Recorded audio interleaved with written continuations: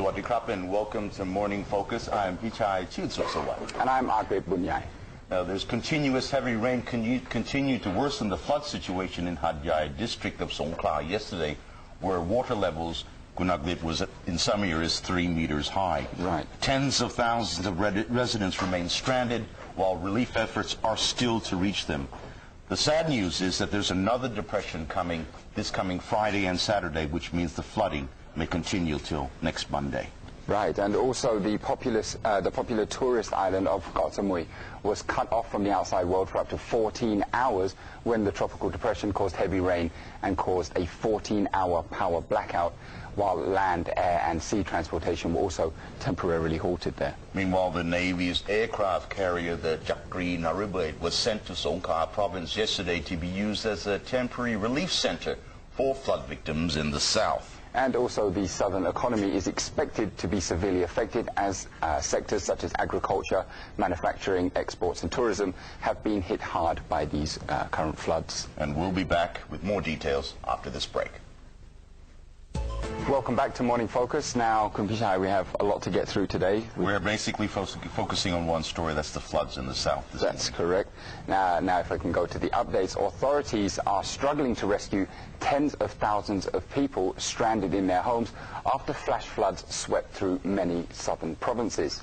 The Meteorological Department issued a warning yesterday that a tropical depression, which was centered over Krabi, could bring waves of up to 5 meters high. The storm moved towards the Andaman Sea, bringing heavy rains across the southern regions. And authorities have warned that those living on hill slopes near waterways and in lowlands of severe weather and possible more flash flooding. Also, all vessels in the Gulf of Thailand have been advised to remain in port during this period. Furthermore, the Meteorological Department expects that the south will be inundated for a long time, as another depression is likely to hit the southern provinces of Chumphon and Phang Nga during the 5th and 6th of this month, and heavy rains are likely to cover the area until the 8th of November. Just to recap, rising waters began to inundate Hat Yai district of Songkhla on Monday after days of heavy downpours. As we just mentioned, it has affected tens of thousands of people, including foreign tourists. Now, the water level in some districts was over 3 meters, and this is the worst flooding in 10 years. Many residents are stranded on the second floor of their homes, unable to venture out for food and supplies. Tourists in Hat Yai are forced to stay in their hotel rooms, as rescuers and relief supplies have yet to reach them. There's about 850,000 people living in the greater Hat Yai area, with 180,000 Kunargwit in the city center itself. So it's all concentrated in one small district. Right, and there's also been disruption to infrastructure. Now, major roads in Hat Yai, such as Phet Kasem, Thamanoon Vithi and Nipat Uthit, were cut off by floods, and all train services to Hat Yai were halted after 2-meter deep waters flooded the track and the platform. Now, to worsen matters, a sudden power failure created panic throughout the municipality. Meanwhile, banks, petrol stations, schools and also state agencies have been shut indefinitely.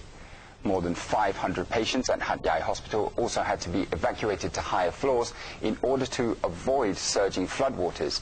And 2 of their 3 generators at the hospital are now out of action, while fuel to run the third is currently running low.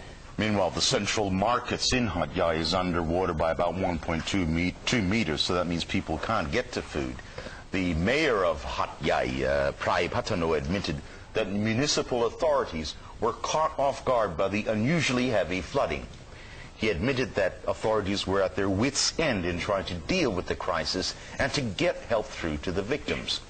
He said that about 80% of Hat Yai was now submerged, and more than 30,000 households are affected, with people stranded and helpless as rescuers couldn't reach them yet.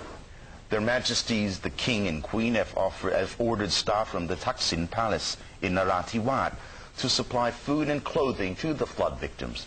And these officials have delivered about 5,000 bags of supplies by helicopters to various areas in Songkhla, Pattani, Yala, Narathiwat and Satun. Meanwhile, the Navy, the Air Force, and the Army are working to try, with aid agencies, to try to get relief to the flood victims. Right. Also, on top of that, the Prime Minister, Apisit Wechashiwa, yesterday visited Songkhla to coordinate help with local authorities, as well as to ensure government support to all the victims. Now, according to the Prime Minister, there are still no signs of the water receding yet, but his mission would be to focus on rescuing stranded people in those areas. Now, the Navy's aircraft carrier, the thailandfloods3novpt1.wmv, and another vessel was sent south to Songkhla province yesterday. Now, this aircraft carrier was loaded with necessities such as flat-bottom boats and all kinds of boats, tents, mobile toilets, and also relief bags that will then be distributed to the flood victims.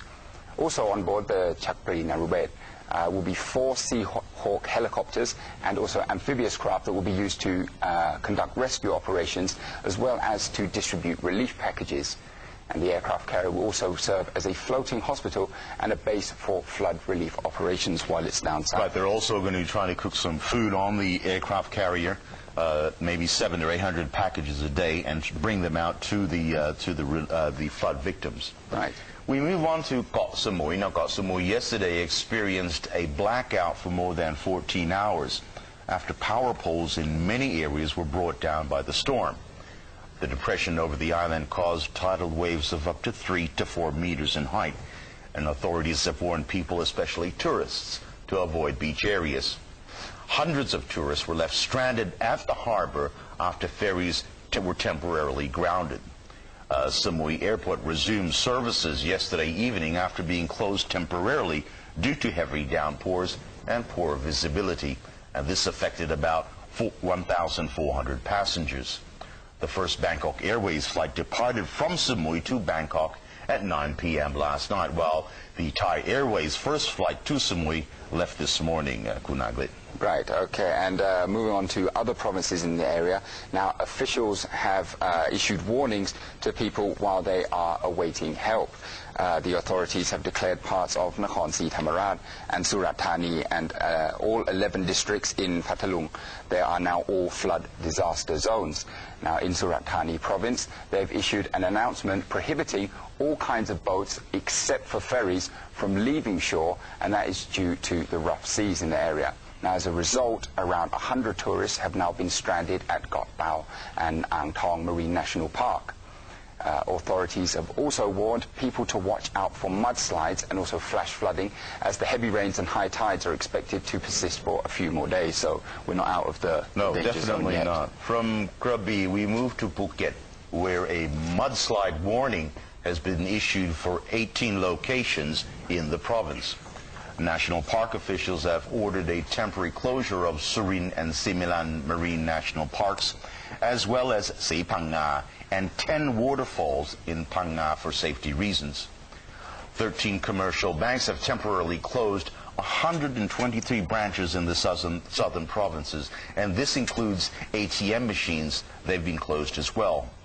Now, the death toll is climbing, and death toll has risen to 111, including 3 foreigners. Now, most of the victims were from the central and eastern regions, which for the past 2 weeks have been suffering from heavy floods. But 8 deaths occurred yesterday in Songkhla, including 2 children, Kunagrit. Right, so that continues to rise now.